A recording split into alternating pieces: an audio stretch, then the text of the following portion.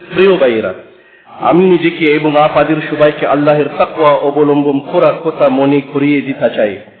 আসুন আমরা আল্লাহের আদেশ পালন করি এবং তার নিষেধ থেকে দূরে থাকি। আল্লাহ যেন আমাদেরকে তার সন্তুষ্টি, ক্ষমা এবং জান্নাতের দিকে পরিচালিত করেন। আমিন। আজকে খুতবায় তাদাব্বুর কোরআন নিয়ে গভীর চিন্তা ও প্রতিফলনের গুরুত্বপূর্ণ বিষয় উল্লেখ করা হয়েছে এবং আমাদেরকে এই প্রশ্ন করা হয়, শেষ কবে আমরা কোরআন পড়ে মনে করেছি যে আল্লাহের বাণী সরাসরি আমাদের হৃদয়ের সাথে কথা বলছে। তাদাব্বুর মানে শুধু কোরআন পড়া বা অনুবাদ করা নয়, বরং তার অর্থ নিয়ে গভীরভাবে চিন্তা করা এবং সেটা জীবনে কিভাবে প্রয়োগ করা যায় তাই বোঝা।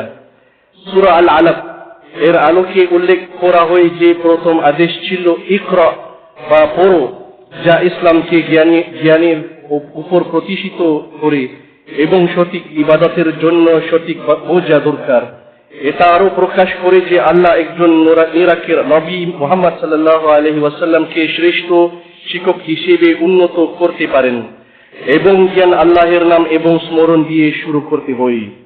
মানুষকে এক টুকরো রক্তপিণ্ড থেকে সৃষ্টি করার কথা মনে করিয়ে দেয় যে আমাদের উৎপত্তি তুচ্ছ ছিল, কিন্তু আল্লাহ আমাদেরকে বুদ্ধি, মর্যাদা এবং মানবিক গৌরব দিয়ে ধন্য করেছেন।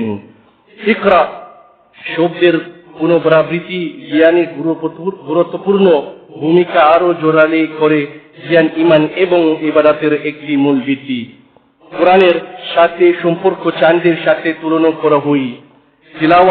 তিলাওয়া হলো চাঁদের সৌন্দর্য উপভোগ করা, তাহফিজ হলো তাকে মনে রাখা, তাফসির হলো তার প্রকৃতি গভীরভাবে বোঝা, আর তাদাব্বুর হলো চাঁদের আলোতে দাঁড়িয়ে আল্লাহ আমাদের কি শিক্ষা দিতে চান সেটা নিয়ে চিন্তা করা।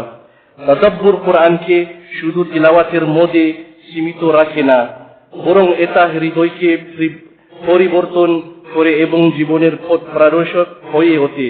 শেষে দোয়া করা হয় যে আল্লাহ আমাদের হৃদয়ের চোখ খুলে দেন এবং আমাদেরকে তাদাব্বুর এই সৌন্দর্য ও উপকারিতা জীবনে অনুভব করার তৌফিক দান করেন। আমিন।